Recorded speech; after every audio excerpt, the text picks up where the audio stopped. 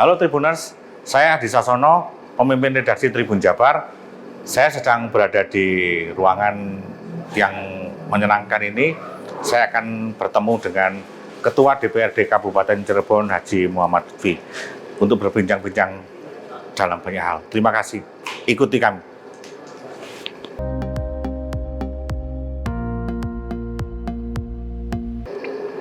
Halo Tribuner, saya sudah berada di sebuah ruangan yang asik nih teman. Saya bersama dengan Ketua DPRD Kabupaten Cirebon, Bapak Haji Muhammad Lutfi. Nah, selamat sore Kang Lutfi. Selamat sore Kang Terima Adi. kasih sudah diterima di ruangan yang asik ini. Saya yang terima kasih dikunjungi sama Maestro Media, Kang Adi Sasono kan. Kapan lagi nih kita bisa didatangi sama maestro kan? Jadi besar kepala saya ini. Iya, gitu. Besar dikit aja kan? Dikit aja ya. Iya. Oke. Kang Lutfi, apa kabar? Alhamdulillah, kabarnya istimewa. Istimewa ya? Istimewa. Sibuk apa hari ini? Hari ini kita terima beberapa audiensi, kemudian membahas beberapa rencana kerja untuk bulan depan bersama tim Badan Musyawarah DPRD. Yang terakhir kita tadi acara peningkatan kelas pengadilan sumber menjadi kelas 1A. Oh ya, tadi kami lihat ini di banyak karangan bunga ucapan selamat tuh. Betul. Ya. Ya. Oke, Kang Lutfi, sebelum ngobrol jauh-jauh, nah saya mau nanya nih tentang ini ada 7 presiden nih. Nah, kenapa Kang Lutfi pilih ini untuk dekorasi ruangan, Kang? Ini mau tahu bener apa mau tahu aja? Mau tahu bener, Kang? Gini, Kang. Saya perlu mencari banyak inspirasi. Karena hari ini dan mungkin sampai 20 tahun ke depan konsentrasi saya di ruang politik, maka inspirasi yang harus saya bangun adalah maestro-maestro politik. Maestro-maestro politik. Ya.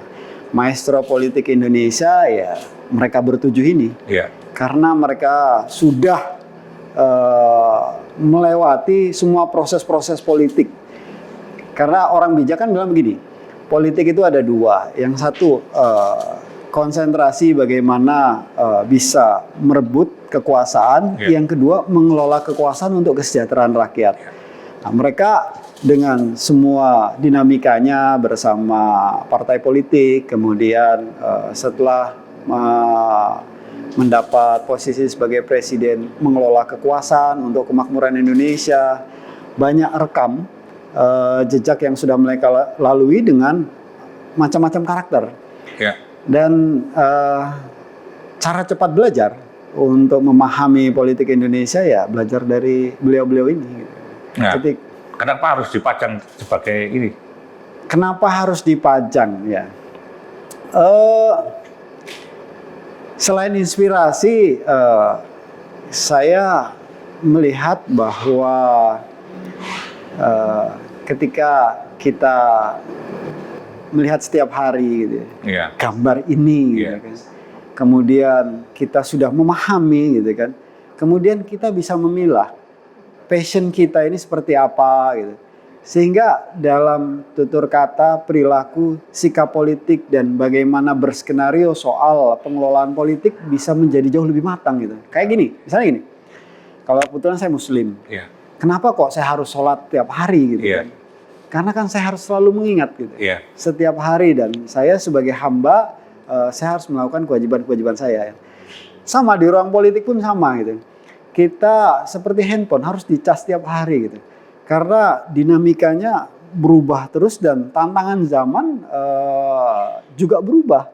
Nah, yang harus kita lakukan satu, memastikan tingkat kesiapan memadai untuk kita bisa melewati semua proses-proses dinamika politik itu. Jadi akhirnya saya berpikir kayaknya keren nih kalau kita pasang gambarnya, kita bisa minimal minimal seperempatnya mereka lah gitu kan. Kalau mereka nilai 100 ya kita 25-30 lah. Okay. Ya kalau seandainya ternyata bisa lebih ya bonus namanya. Bonus, oke. Tapi Kang, dari sekian, dari bertujuh ini, siapa yang merasa paling, di antara mereka, siapa yang menurut Akang paling melekat di hati gitu? Apa karena sesama NU kemudian? Iya. Ketujuhnya memberi warna. Buat saya, ketujuhnya memberi warna. Saya ambil case yang pertama soal Pak Karno. Pak Karno itu brojol lahir langsung jadi politisi. Iya. Menurut yang saya pahami gitu ya, tentang Pak Karno. Gitu. Beliau itu lahir 1901. Umur 27 tahun sudah membuat partai namanya PNI. Yeah. Pak Karno loh. Yeah.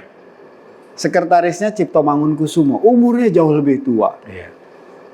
Bayangkan, umur 27 tahun sudah punya visi bagaimana cara mengelola bangsa. Salah satunya dengan mendirikan partai politik. Mungkin pada saat itu partai politik bisa dijadikan sebagai kendaraan untuk mempercepat proses kemerdekaan Indonesia gitu. Yang akhirnya partai PNI itu menjadi salah satu partai yang ikut di konstelasi pemilu 1955. Memang pada 3 November 1946 kan Bung Hatta mengeluarkan maklumat memerintahkan pada seluruh tokoh masyarakat di Indonesia untuk membuat partai karena Januari 46 akan diadakan pemilu pertama, walaupun akhirnya tertunda karena agresi sekutu kan. 55. Akhirnya 55, ada kurang lebih 30 partai yang ikut. Minimal dari mulai dia membentuk partai, membentuk beberapa organisasi, melakukan pergerakan dan lain sebagainya, itu bisa memberi banyak inspirasi untuk kita. Tentang ini Soekarno ini dengan konsep politiknya dia bisa bersama dengan yang lain memastikan tahun 45 kita merdeka. Visioner. Nah, kemudian yang lain, kalau Pak Harto kan judulnya Bapak Pembangunan. Terlepas dari semua pro kontranya, dengan program repelitanya banyak yang sudah dia kerjakan. Pembangunan pertanian jelas, pembangunan infrastruktur juga jelas, dan kondusivitas wilayah ya terbangun. Setelahnya ada Pak Habibie. Pak Habibie ini teknokrat sejati. Pak Habibie ini kalau feel saya ya dengan kecerdasannya di ruang ekonomi, kan orang taunya dia teknokrat. Tapi dia mampu menekan dolar dari 17.000 hanya menjadi 8.000. Dalam waktu 1 tahun. Tanpa kecerdasan ekonomi yang luar biasa nggak mungkin bisa dia lakukan. Dan kita ngelihat juga di belakang Pak Habibie ada warna Golkar yang kuat gitu kan. Bagaimana Golkar berdinamika di ruang politik. Meskipun masa transisi, tapi sangat berarti. Sangat berarti luar biasa menurut saya gitu kan. Selanjutnya ada Pak Kiai Gus Dur. Dengan semua kontroversinya bisa menggeser peradaban gitu. Bukan merubah, menggeser gitu kan. Tatanan-tatanan kehidupan bangsa ini dalam waktu 1,5 tahun semasa kepemimpinan Gus Dur berubah drastis loh. Polri keluar dari TNI, beberapa kementerian dilebur dan lain sebagainya. Di ruang politik KNU-an banyak menginspirasi kami, Gus Dur. Setelah itu ada Bu Mega. Bu Mega ini presiden perempuan pertama. Pasca Gus Dur, kemudian ada Pak SBY dan Pak Jokowi, mereka semua punya warna. Gitu. Jadi kalau disuruh pilih salah satu, saya bingung. Siapaan politisi. Siap. Masih ada satu lagi kan? Apa? Ini yang gambar hitam putih ini mestinya saya menduga ini. Siap. Saya menduga ini impian Kang Lutfi tentang Kabupaten Cirebon. Ini mulai ada industri, ada pertanian, ada kesehatan, macam-macam lah. Ada nasi camblang. Kayaknya ini mungkin impian Kang Lutfi tentang Cirebon masa depan. Siap. Saya sering ditanya sama teman-teman, sama masyarakat gitu. Apa sih harapan untuk Cirebon yang lebih baik ke depan gitu kan. Saya dalam beberapa forum saya jawab sesuai dengan kultur forum tersebut. Gitu. Ketika saya bicara dengan teman-teman penggiat ekonomi, saya bicara soal bisnis, soal perekonomian. Ketika kita ketemu dengan seniman, kita bicara soal kebudayaan. Ketika kita bicara dengan teman-teman penggiat olahraga, ya kita bicara soal olahraga. Gitu. Yeah. Dan saya berpikir gimana caranya merangkum visi Cirebon spektakuler di masa-masa yang akan datang dalam satu lembaran kertas ya, yang menjawab semua pertanyaan itu. Akhirnya ya kita tuangkan di dalam gambar ini gitu kan. Ketika harus diperas lagi menjadi satu kata ya, pilihannya Cirebon Bahagia. Yeah. Bahagia itu maknanya luas. Kalau kita bicara soal ekonomi pembangunan, ukuran sederhananya kan kita bicara PDRB. Yeah. PDRB itu produktivitas suatu wilayah, menggambarkan bagaimana perekonomian di wilayah itu bekerja. Cirebon dengan jumlah penduduk 2.300.000, PDRB per tahunnya 50 triliun. Maknanya apa? Maknanya jumlah pekerjaan 2,3 juta orang di Cirebon selama 1 tahun nilainya itu 50 triliun. Yeah. 50 triliun ini besar atau kecil tergantung komparasinya dengan mana. Coba kita bandingkan dengan kabupaten lain di Jawa Barat. Contohnya Kerawang. Kerawang PDRB-nya dengan 1,8 juta penduduk itu kurang lebih 153 triliun. Kok bisa 3 kali lipat lebih besar? Oh berarti masyarakat di Kabupaten Kerawang lebih produktif gitu kan. Bagaimana dengan Kabupaten Bekasi? Lebih besar lagi, lebih dari 200 miliar Kabupaten Bekasi. Wajar karena perekonomian Bekasi berputarnya kencang. Nah sekarang ketika kita ditanya Kabupaten Cirebon targetnya 10 tahun ke depan gimana sih gitu. Banyak pilihan jawaban karena saya politisi gitu kan. Nah, salah satu pilihan yang menarik mungkin begini. Kita ingin jadi kota terbesar ketiga di Pantura setelah Surabaya dan Jakarta. Berarti 10 tahun ke depan kita harus sudah bisa melampaui Semarang. Mungkin nggak gitu kan? Pertanyaannya gitu kan. Oke, kalau diukur dari indikator-indikator, ya PDRB-nya berarti harus bisa mengejar sampai ke minimal 150 triliun itu. Nah, kalau kita mau mengejar dari 50 triliun ke 150 triliun, sektor apa yang mau digenjot? Misalnya pariwisata. Hari ini pariwisata sumbang berapa ke PDRB? Bisa kita tingkatkan 10 kali lipat nggak? Misalnya 10 triliun dari pariwisata saja gitu. Kalau kita mau genjot industri.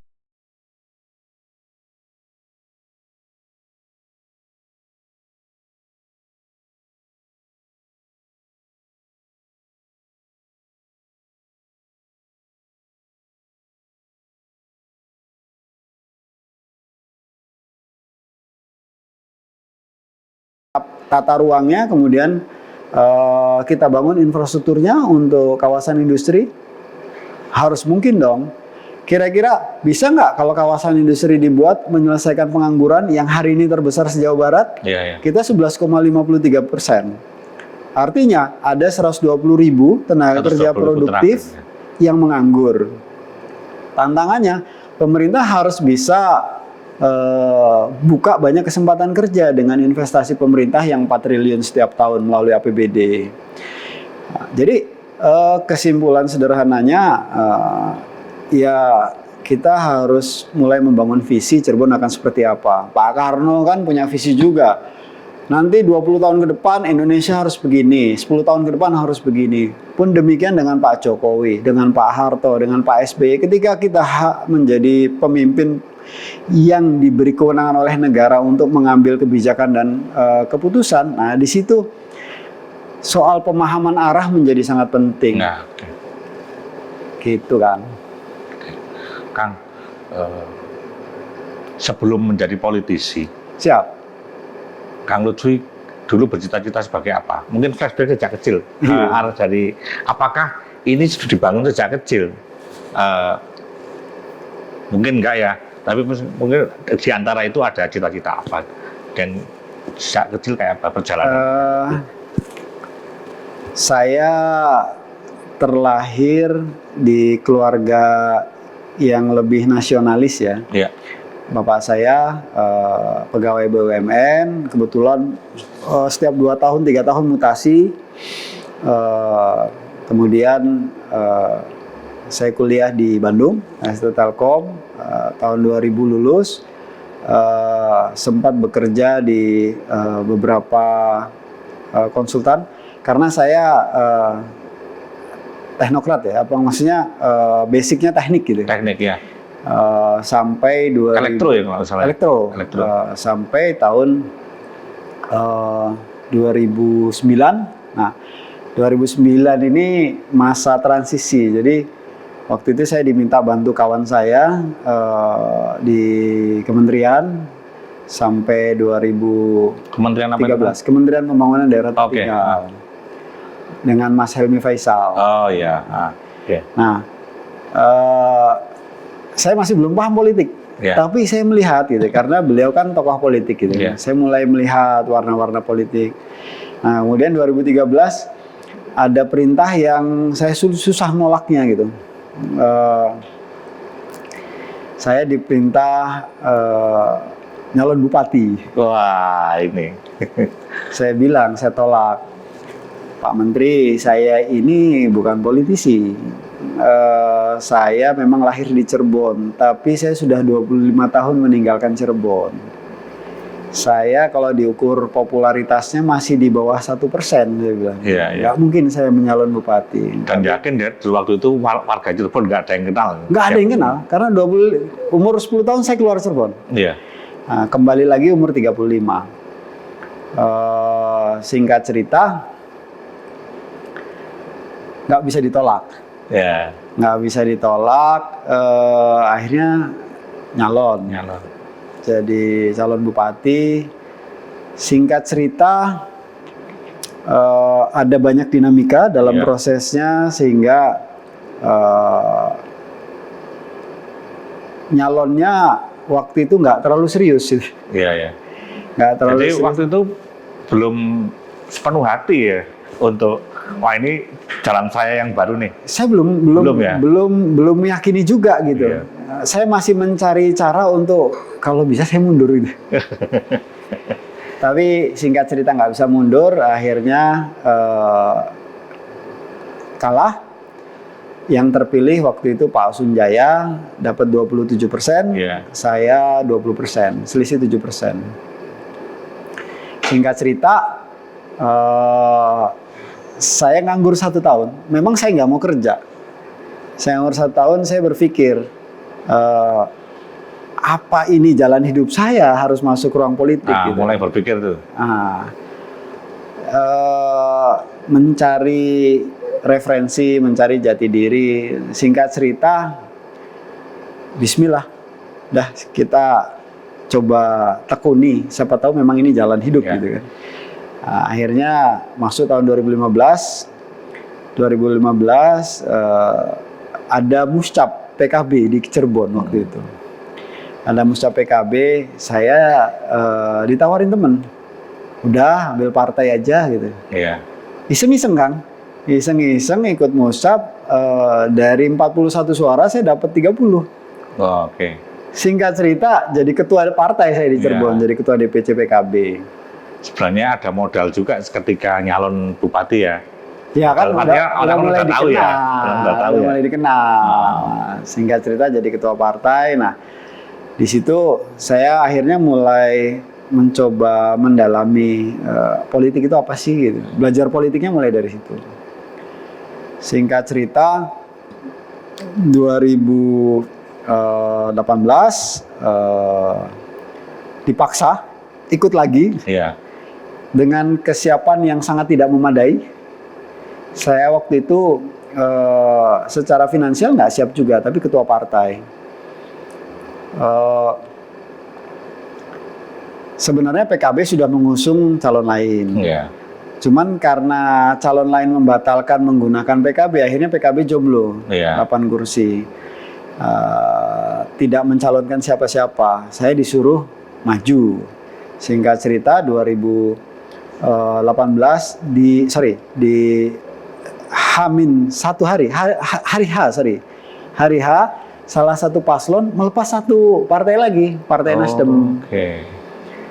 PKB masuk. Akhirnya kita masuk. Iya. Ya, kita masuk di hari H. PKB dengan Nasdem koalisi bisa daftar jam setengah 12 malam di KPU. Kan tutup jam 12 malam. Iya. Akhirnya kita jadi calon bupati. Selesai pendaftaran, besok pagi bangun kita stres. Jadi calon bupati nggak megang duit. Singkat cerita, sampai di hari pencoblosan kita kalah. Kita dapat 26%, petahana dapat 30%, selisih 4%. Ya, nggak buru-buru amat lah selisih gitu ya. Ya, kan buru-buru amat. Kan modalnya modal nol. Singkat cerita masuk di pemilu 2019. Kalau ini kan sudah dipersiapkan panjang. Ya. Pemetaannya juga sudah panjang. Singkat cerita kita jadi partai pemenang PKB, dapat 220.000 suara, kita dapat 10 kursi, dapat ketua DPRD. Ya, sampai sekarang ini ya. Iya. Nah, dengan menjadi ketua DPRD, mestinya itu kan posisi yang sangat strategis itu ya. Bagaimana kemudian Kang Lutfi memperjuangkan visi misinya yang mungkin selama ini muncul dalam perjalanan di politik, pastikan kemudian Cirebon ini harus begini. Oke. Kita DPRD ini berdasarkan perundang-undangan yang terakhir 2004 tidak termasuk legislatif. Karena tidak bisa membuat undang-undang. Kita hanya bisa membuat peraturan daerah bersama bupati, bersama kepala daerah. Dan kita masuk menjadi bagian pemerintahan daerah dengan 3 kewenangan. Yang pertama, kewenangan membuat kebijakan bersama kepala daerah. Yang kedua, kewenangan menyetujui atau menolak rancangan budgeting yang disusun oleh pemerintah daerah. Yang ketiga, kewenangan untuk kontrol. Nah, pertanyaan tadi kan konkretnya adalah bagaimana dengan kewenangan ini kita bisa pastikan mimpi-mimpi soal Cirebon yang lebih baik bisa operasional, bisa terlaksanakan. Yang pertama, kita harus bisa membuat kebijakan yang unggul dalam bentuk peraturan daerah. Bagaimana kebijakan yang dibuat ini bisa menjadi alat kontrol pembangunan dan mengunci arah pembangunan. Kalau di pemerintah daerah kan punya RPJMD, Rencana Pembangunan Jangka Menengah Daerah. Kalau kami di DPRD punya pokok-pokok pikiran DPRD. Ini dokumen selevel. Tingkatannya gitu. Kemudian turunan dari RPJMD dan pokok-pokok pikiran adalah kebijakan umum anggaran, peraturan daerah dan lain sebagainya. Bedanya kita dengan eksekutif, kita nggak bisa operasional. Yang bisa kita lakukan pertama di hulu untuk perencanaan, kemudian di hilir untuk pengawasan. Jadi fungsi strategis kita yang benar-benar harus kita maksimalkan adalah proses perencanaannya. Jadi di situ bagaimana kita bisa membuat itu kita bisa memasukkan ide-ide untuk pembangunan itu. Ya, memasukkan ide dan mengunci. Arah pembangunan. Contoh begini. Kabupaten Cirebon itu salah satu masalah prioritasnya adalah penanggulangan sampah. Terlalu banyak sampah liar. Setelah dievaluasi, kenapa sih masalah sampah nggak tertangani? Pertama kita lihat dulu, produksi sampah per hari Kabupaten Cirebon ada berapa banyak? Ternyata setelah dihitung dengan indeks satu orang bisa menghasilkan 0,5 kilogram sampah per hari dengan 2.300.000 penduduk, maka produksi sampahnya kurang lebih 1.100 ton per hari. 1.100 ton per hari? Ya, 1.100 ton per hari. Kalau cara konvensional kan kumpul, angkut, buang. Iya. Kumpul, angkut, buang. Nah, sekarang berapa kapasitas pemerintah daerah bisa mengangkut sampah? Mengumpulkan, mengangkut, membuang sampah per hari. Kita cross check, ternyata pemerintah daerah hanya punya 1 TPA di wilayah barat. Kemudian punya 40 truk pengangkut sampah, kapasitasnya 5 ton. Sehari cuma bisa 1 rit. Berarti kan kalau 5 ton 1 rit kali 40 truk, kapasitas yang bisa diangkut hanya 200 ton. 200 ton. Padahal produksi sampahnya 1.100 ton. Nah, sekarang pertanyaan berikutnya, apa nih kebijakan yang harus dibuat? Apa kita harus tambah menjadi 1.120 truk? Ataukah TPA-nya ditambah lagi 1 di timur? Ataukah kebijakannya apa gitu? Yang bisa menyelesaikan proses penanganan sampah. Ya, salah satu titik strategisnya adalah di peraturan daerah tentang sampah. Yeah. Kita kunci targetnya di situ. Kita kunci sistem operasionalisasinya.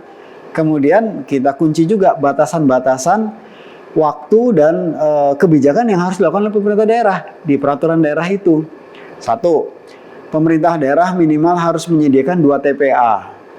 Minimal. 1 di barat, 1 di timur. Ini kan berarti udah instruksi, Pak. Iya.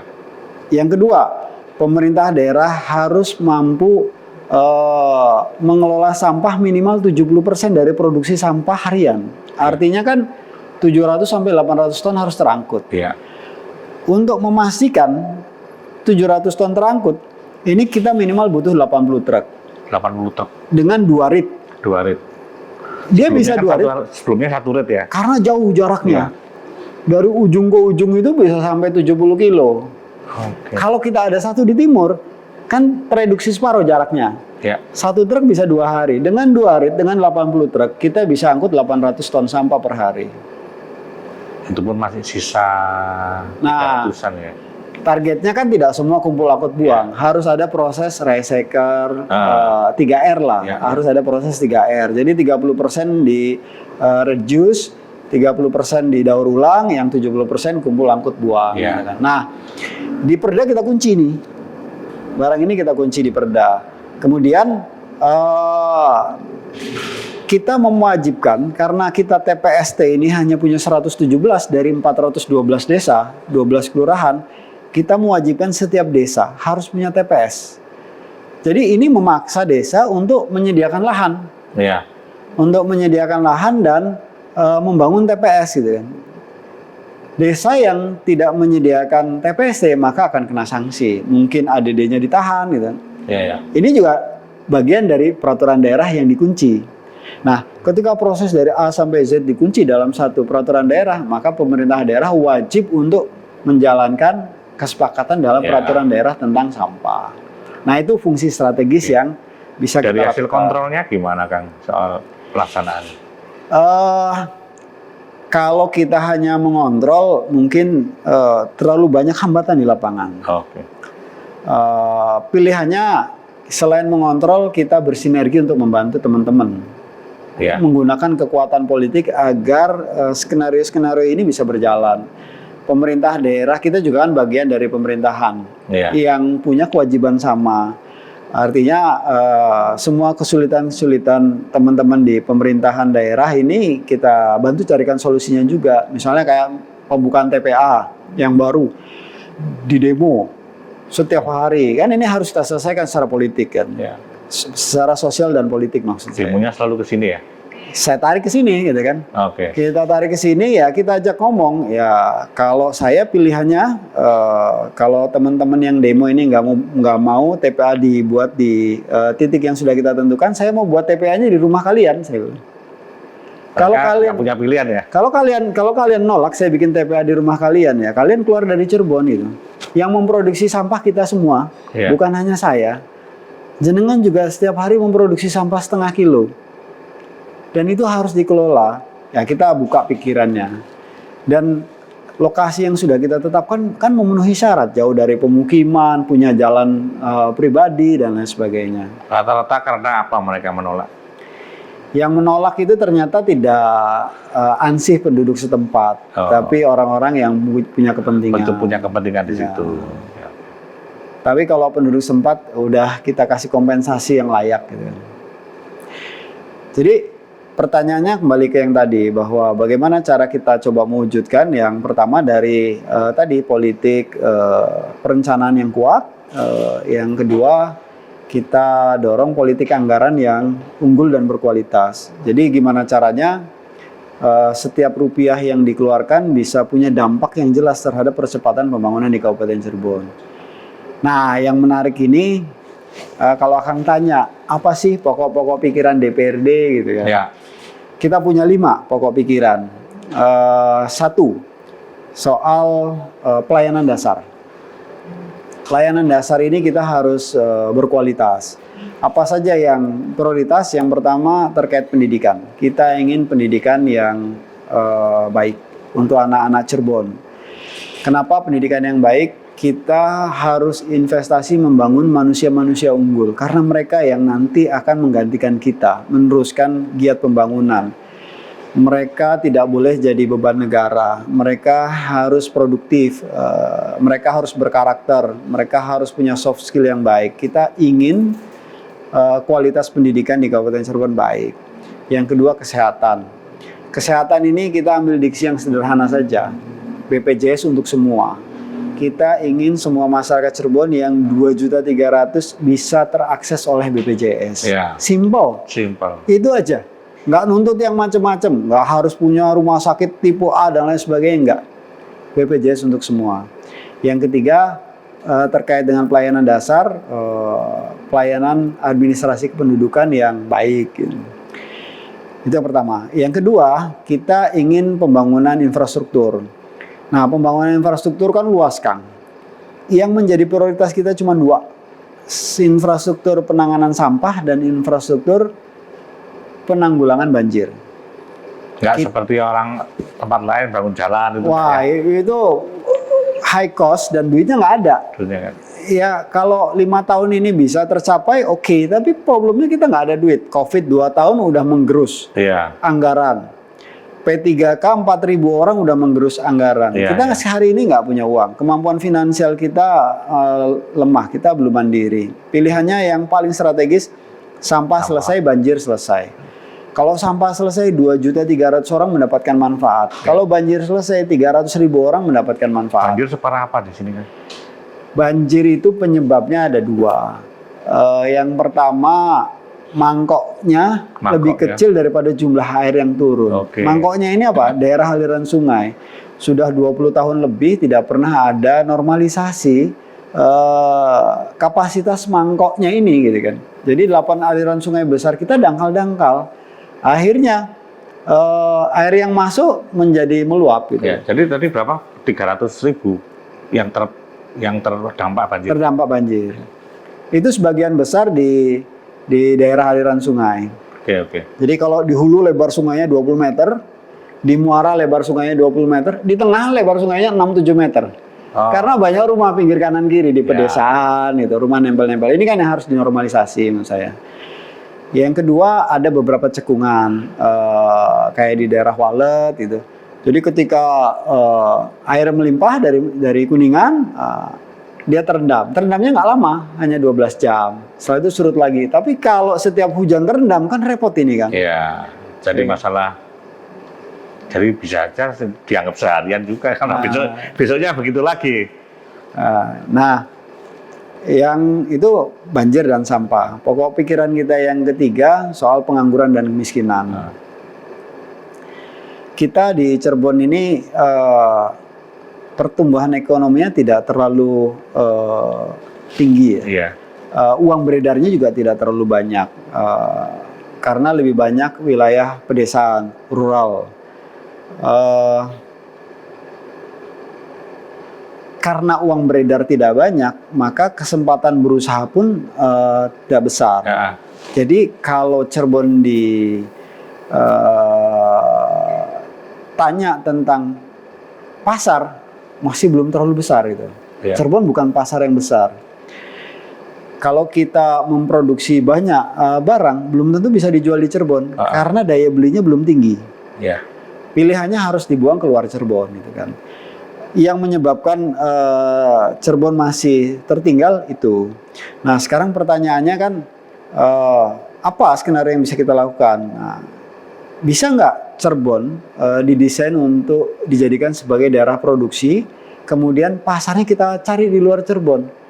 Pasar nasional kan terbuka, pasar Jakarta, pasar Surabaya. Nah, ini yang harus dikonsolidasikan. Kalau dengan produksi apa yang bisa diproduksi di sini kemudian dilempar keluar? Bahasa makronya dulu ya. Bahasa makronya ini kita harus perbesar kapasitas dulu. Kalau saya punya pabrik mampu memproduksi sepatu 100 piece per hari, kapasitas pabrik saya mau tingkatkan kapasitasnya menjadi 1000 piece per hari. Berarti kan mesin harus saya tambah dulu. SDM harus saya latih dulu. Saya belum bicara pasar nih. Yang tadinya kemampuan 100 piece menjadi 1000 piece. Kita menjadi daerah penghasil produk. Kemudian yang kedua, kita harus bisa create pasarnya gitu. Gimana caranya barang diproduksi ini bisa laku? Kalau barang yang diproduksi bisa laku, maka ekonomi kan berputar. Tenaga kerja akan tercipta. Kemudian tenaga kerja ini akan melakukan fungsi multiplier ekonomi yang lain. Contohnya begini, kita pengangguran kan tadi angkanya kurang lebih 100 sampai 150 ribu gitu kan, produktif. Kalau misalnya kita bikin kebijakan pengembangan kawasan industri, misalnya ada 15 sampai 20 industri yang masuk, bisa menyerap sampai 200 ribu tenaga kerja. Kalau 200 ribu tenaga kerja itu mendapat UMR 2 juta, maka perusahaan harus membayar kurang lebih 400 miliar per bulan untuk bayar gaji 200 ribu orang itu. Dengan pembayaran gaji ini, semua orang dapat manfaat termasuk tukang cilok yang mangkal di depan pabrik. Kenapa? Karena ciloknya laku. Ciloknya laku, dia dapat untung. Para pekerja ini kan dia butuh pendidikan buat anaknya, dia butuh pangan, butuh sandang. Akhirnya uang berputar, ekonomi tumbuh. Itu satu dari sektor industri. Sekarang dari sektor pariwisata. Jumlah kunjungan pariwisata Kabupaten Cirebon masih tergolong rendah, hanya 400 ribu kunjungan per tahun. Wisatawan Nusantara. Kalau Bali 60 juta. Kalau Jawa Barat kurang lebih sekitar 45 juta. Kita 400 ribu kunjungan. Kalau 400 ribu kunjungan, mereka keluarkan uang 200 ribu atau 300 ribu sekali kunjungan. Uang yang berputar hanya 80 miliar setahun dari pariwisata. Kecil sekali. Bisa nggak nih pariwisata Cirebon digenjot kunjungannya menjadi 5 juta setahun? Kalau mau kunjungannya besar, berarti kan kapasitas pariwisatanya harus diperbesar. Cirebon harus bangun destinasi. Kita punya satu patok. Tapi kunjungannya per tahun di bawah 50 ribu kunjungan. Barangnya sama dengan Situ Patenggang. Barangnya sama dengan Telaga Sarangan. Tapi kenapa kok Telaga Sarangan bisa 400 ribu kunjungan per tahun? Situ Patenggang bisa sampai 200-300 ribu kunjungan per tahun. Karena aksesibilitasnya bagus, destinasinya juga bisa dikemas menjadi Instagramable, nyaman buat wisata gitu kan. Aman. Bisa nggak kita bikin destinasi sekelas itu? Bahan mentahnya ada. Visi kan harus dibangun. Kalau target kita kunci 5 juta kunjungan, berarti destinasi ini 1 juta kunjungan, destinasi ini 1 juta kunjungan. Bayangkan kalau mereka keluarkan uang 1 juta per kunjungan, kali 5 juta kunjungan, berarti kan uang berputarnya ada 5 triliun. 5 triliun ini masuk ke PDRB Kabupaten. Kira-kira begitu. Jadi sektor pariwisata harus digenjot untuk memastikan itu berkembang. Jadi kalau bicara pengangguran kemiskinan tergantung sektor apa yang mau kita dorong. Pemerintah daerah harus punya visi yang sama. Kira-kira apa yang mau diprioritaskan dalam pembangunan 5 tahun ke depan. Nah, itu pokok pikiran kami yang ketiga, pengangguran dan kemiskinan. Yang keempat, Kang. Yang keempat, PAD menuju 1 triliun. Pajak daerah kita hari ini hanya 200 miliar. Kurang 800. wah ini ketua DPRD ngimpi nih kan di siang bolong. Saya bilang, kenapa kita mimpi?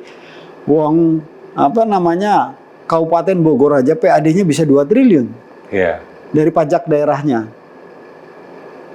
Pajak daerah murni ya, pajak daerah murni tanpa blut, tanpa menghitung blut gitu ya. Kita masih 200 miliar lebih sedikit lah. Nah, gimana caranya Ketua? Caranya simple, putaran duit di kota Cirebon, putaran duit di kabupaten-kabupaten sebelah bisa nggak dipindah ke Cirebon itu kan? Ya. Kita nggak mungkin bisa meningkatkan PAD tanpa memperbesar kapasitas putaran uang di Kabupaten Cirebon. Industrialisasi, menggerakkan pariwisata, kemudian perdagangan jasanya digenjot. Ini bisa berkembang kalau infrastrukturnya dibangun. Sekarang tata kotanya kita siapkan dulu. Dari mana mulai penyiapan tata kota? Dari Perda RT RW yang bunyi. Kalau Perda RT RW-nya bunyi, kawasan ini jadi kawasan strategi pariwisata, kawasan ini kawasan industri, kawasan ini pengembangan ibu kota sumber, kawasan perbatasan kita setup menjadi demikian dan demikian untuk perdagangan dan jasa. Ketika perencanaannya udah bunyi, kan pemerintah daerah harus laksanakan ini perencanaan. Apa yang bisa dia lakukan di 2-3 tahun ke depan gitu kan? Ya. Nah itu ada di peraturan daerah tentang tata ruang. Yang kelima, pokok pikiran kita yang kelima, pembangunan berbasis kewilayahan. Ada 3, 1 kawasan industri, 3 kawasan strategis pariwisata, yang keempat pengembangan ibu kota sumber. Jadi target kita dengan 5 pokok pikiran ini, akselerasi pembangunan bisa menggeliat di Kabupaten Cirebon. Kalau kita melihat Banyuwangi kan keren. Banyuwangi itu di Alas Purwo itu tempat belajar ilmu santet yang paling top se-Jawa, Alas Purwo itu. Tapi hari ini bisa jadi destinasi ya. Orang pengen ke Alas Purwo ini pengen selfie gitu kan. Kan keren gitu kan. Ini hebat ini pemerintah daerah Banyuwangi. Jadi asal tetap dijaga keangkerannya aja. Jadi kalau di Dufan ada rumah hantu itu kan lucu gitu kan. Bagaimana menciptakan keangkeran yang virtual, yang fiktif gitu kan. Jadi yang kayak gitu yang bisa menjadi magnet sebenarnya. Iya, itu kan sama aja dengan kita mungkin perlu mengubah paradigma cara komunikasi aja. Bagaimana Alas Purwo yang dulu dikenal sangat angker, orang nggak berani datang, sekarang orang mau berebut ke sana gitu, seperti itu kan. Berarti ada semacam perubahan pola komunikasi yang 180 derajat mestinya. Betul. Nah ini kecanggihan leadership dalam memandang arah dan menentukan, membaca peta dan menentukan strategi pembangunan menurut saya. Sudah terlihat nggak sekarang, Kang? Di mana? Dari kelima hal itu tadi, kelima pokok pikiran tadi, berapa yang sudah terlihat ada kemajuan di sini? Yang pertama sampah. Yang kedua banjir, karena ini terukur semua. Yang ketiga yang kita dorong pembangunan berbasis kewilayahan, minimal sektor pariwisata dan sektor industri pelan-pelan, karena ini kan pembangunan jangka panjang. Selanjutnya masuk ke pelan-pelan soal kesehatan, pendidikan, kita dorong terus gitu. Bahwa ini pekerjaan panjang, yang penting konsistensi kita terjaga. Kayaknya harus Kang Lutfi jadi eksekutif. Waduh, ampun. Kayak visinya kan luar biasa tadi kan ya. Jadi mungkin siapa yang merancang itu yang harus melaksanakan gitu kan ya. Kita sama-sama. Salah satu kunci keberhasilan pembangunan adalah sinergitas dan kolaborasi. Sinergitas bukan hanya di pelaksananya saja. Orang memandang sama-sama kerja itu sinergitas, padahal itu salah. Sinergitas itu bekerja sama dimulai dari perencanaan dan penentuan arah gitu. Ketika arah vektornya beda-beda, agak susah juga bersinergi. Yang satu maunya ke kiri, yang satunya mau kanan. Ketika kita bisa petakan masalah dengan tepat, maka kita akan lebih mudah menyusun perencanaan bersama. Ego sektoral ini menjadi penyakit paling parah yang hari ini harus diperangi.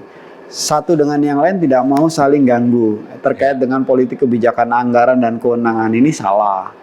Jadi saya kira untuk kecepatan pembangunan yang progresif, kita harus bisa pastikan semua shareholder bersama bersinergi, mulai dari perencanaan, pelaksanaan, sampai pengelolaan dampak.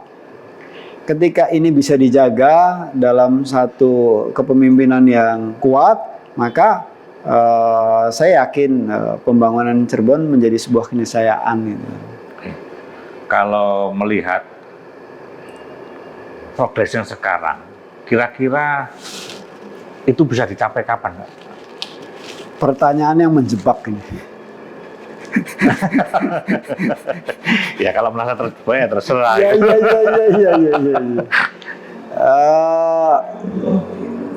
Mungkin kita butuh 5-10 tahun ke depan ya, untuk perubahan yang agak sedikit radikal. Ya karena ada paling tidak 2 tahun terakhir ada COVID itu. Pasti kan itu kan mengganggu. COVID sudah sangat mengganggu. Yang kedua, kita menyamakan frekuensi ini butuh waktu juga gitu kan. Semua instansi horizontal perlu kita treatment, kita pastikan bahwa ini loh masalah kita, ini loh target kita, ini loh daerah lain udah sampai sini, kita masih punya gap dan lain sebagainya. Mencerahkan ini kepada para pengambil keputusan itu menjadi prioritas pertama. Kemudian dari teman-teman instansi vertikal juga perlu mensupport kondusivitas dan lain sebagainya. Nah, setelah tahap itu selesai, mungkin baru kita masuk ke ruang yang lebih teknis. Di ruang yang lebih teknis itu sinergitas dengan provinsi dan dengan Jakarta menjadi vital.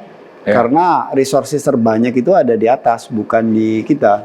Oke, betul. Kita harus bisa membuat perencanaan yang diyakini oleh Jawa Barat dan diyakini oleh Jakarta bahwa perencanaan ini baik dan perlu disupport untuk difasilitasi pembiayaannya. Gitu.